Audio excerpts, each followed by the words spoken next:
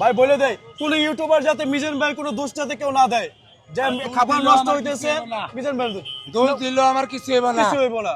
আমি এমপিতে দ্বারা মনে হয় না কি কেউ হয় কেউটা চাই সাহায্য। উনি কি ওনার এত জনপ্রিয় দরকার আছে যে ওনার দোষ দিয়ে উনি যদি ওনার গাড়ি দোষ নেয় ওনার ক্ষতি হবে? ভাই আপনি কত কেজি চাউল ভিজেছেন আজকে? আবার 20 কেজি। এই মুহূর্তে 20 কেজি না?